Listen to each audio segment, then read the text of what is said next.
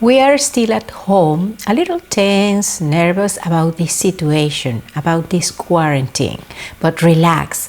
I'm going to explain today how to take things easy to come out triumphant from this situation.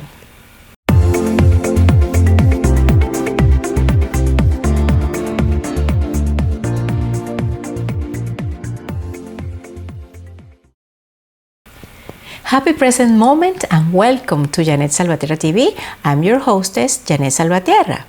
Right now, staying at home, since we must protect our health, has made us only resign to some of the habits we already have to reduce stress, like going out to share with friends, visit a park or a green area, or receive the hugs of siblings or your granny.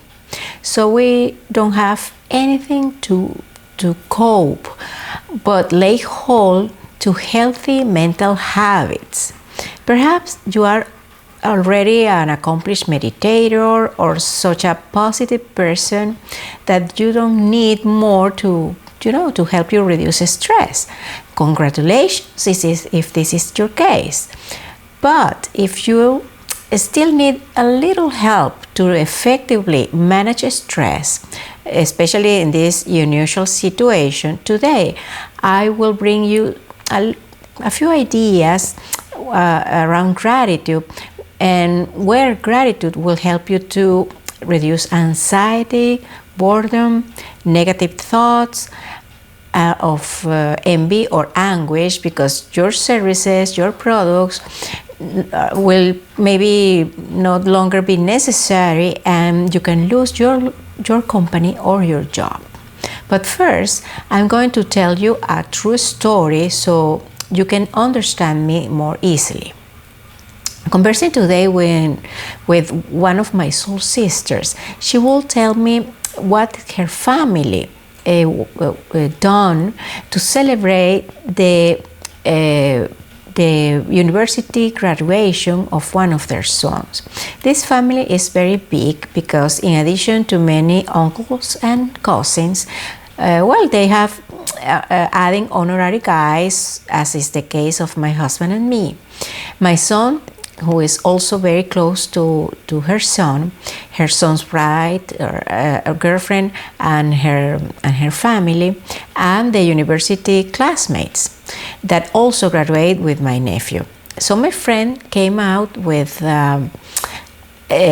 that since they cannot throw a party with all of us because of the quarantine, they will make a video with the greetings of all the people she knew that her son will want to see them. So my friend and her husband asked us to record around 30 seconds of a video with a greeting, and they took care of the editing. On the day of the celebration, only 5 people were physically present: the graduate, his girlfriend, his older brother, and parents. Together, they decorated the house, they attended the graduation ceremony, which was a live transmission or broadcast from the university via a web meeting. They shared a meal, the toast, and at the end, the final video they collect. Almost 30 minutes of greetings, songs, jokes from 120 people, which is, in my opinion, a wonderful thing.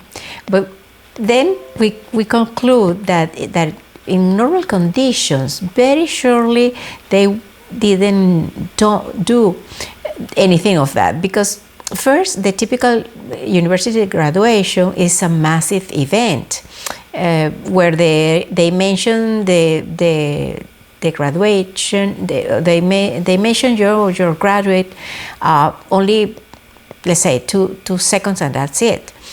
And of course, later you can go to celebrate with a meal in a restaurant, but probably in a hurry because the graduate wants to go to celebrate with his friends. So bless the quarantine, at least in this case. And the reality is that always, without exception, every situation in life can be seen from different perspectives, and it's up to you to decide which perspective suits you best. And you can decide to appreciate the moment gratefully or feel miserable because the thing didn't go as you was sound to do. In this case, the formal graduation ceremony was skipped. The photo with the cape and gown was missing, and a typical picture with the dean and the roommates. Well, today what I'm going to invite you is basically to observe every situation you live in these days, every thought of anguish or despair, every stressful moment of confinement from a positive perspective. A perspective that can feel empowering and healing for you. Maybe you are thinking, okay, well, and how do you do that? Don't worry, I'm telling you exactly what you have to do. Before continuing, I will remind you to subscribe to this channel, turn on the notifications by clicking on the little bell, and if you enjoy it, like this video so you can help me grow this channel to continue offering you content to help you achieve your goals of happiness and success personally and professionally. Okay, now today's recommendations on how to use gratitude to help you feel better in times of pandemic. Even better at any time in your life in which there is uncertainty, a lot of stress, and anguish for the future. The first recommendation, as usual, it is to use your breath to return to your center.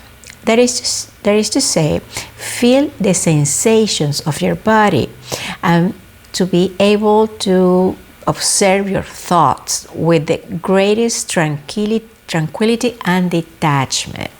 Take your time. You may need to do 3, 6 or more breaths, and remember to use diaphragmatic breathing so you can relax and focus your mind. Then try to observe the situation from a curious perspective, very open to other possibilities, to other options. For example, if what you face is a loss, a lack of a person or an important object, answer, what does this lack is teaching me? How can I substitute or remedy this absence? Can I ask somebody for help to remedy this situation? If what you feel is anguish for the future, answer, can I be absolutely sure that only a catastrophic outcome is what is going to happen to me? Can other things happen opposite to this that I'm anticipating and distress me? What can I do now, right now, to prevent that was distressing me, and rather enable the opposite to be real or to happen? If what you feel is nervousness, ask, is there any other activity I can do to eliminate this source of stress? What can I do to distract my mind? Remember to look for something that is healthy for you and for the people around you.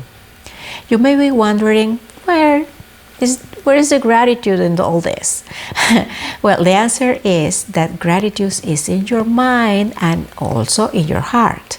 The reason is that to enjoy gratitude benefits, you must practice every day to be grateful in special conditions, but more importantly, under normal routine conditions. Thus, when circumstances change, not exactly in your favor, as in these examples, you are better prepared to respond assertively to the situation. The question that I mentioned in those examples, will occur to you naturally. You will be able to overcome more easily a stressful situation, the anguish, the crisis that you live in that moment when you practice gratitude daily. I can tell you this with total certainty because I have verified it by myself, in my clients, and because there are a lot of scientific proof made by psychologists, neurologists on how gratitude affects our emotions, our body, and our attitude towards life. Gratitude is not only good for our personal well-being, for example, by protecting our mental health and make us to think more positively, be more optimistic about the future. Also, gratitude will help you be more cooperative because grateful people are less selfish and show more empathy through others, usually, of course. Gratitude will help you to strengthen your relationships and build a sense of community. Practicing gratitude helps people to get together to work tightly, encouraging them to coordinate their actions towards a particular goal. Something very relevant in our current situation with this quarantine and stay at home and all that. You may be thinking, being grateful for everything is almost impossible. There are horrible things, horrible situations, so it's delusional, absurd to want to thank for crimes and injustices. Well, that's true. And in those cases, gratitude is also supported or is due in conjunction with other healthy mental habits such as detachment and forgiveness. Scientists and activists for gratitude, as yours truly, insist on recommend gratitude to help us neutralize the natural tendency of our mind to focus on the negative. What scientists call the negativity bias. In another video, I promise you to talk about this fascination with the negativity that we humans have. Now, how we become grateful? What to do to practice gratitude? The classic recommendation remains the same and is the best possible, which is keep the gratitude journal. Developing the habit of being grateful every day because of the good we have in our lives, regardless of size, how simple, how modest, or complex or luxurious it can be. At first, please write by hand in your journal at least 3 or 5 things, situations, or people for the one that you are grateful for, and do it at least 3 times a week. Although the work diary already indicates what is the best recommended frequency, but if you can go through events, fatigue, emergency, and all that, gratitude is so beneficial that it work with at least 3 annotation 3 times a week. Personal growth, as I want to say, either practicing spiritual exercises, performing the mental routines, or caring for your physical health, must be that routines to prepare us for when we need those internal resources to cope with a stressful situation, to face difficult times. It's like strengthening your immune system with healthy food and exercises. So I invite you again to live gratefully, to practice gratitude daily, and if you want to facilitate the adoption of the habit of gratitude, you can read my book and follow its instructions.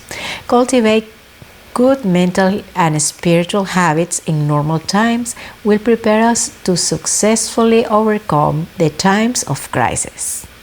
Thank you very much for watching. Blessings to you and your work, and see you soon in an upcoming episode of Jeanette Salvatierra TV.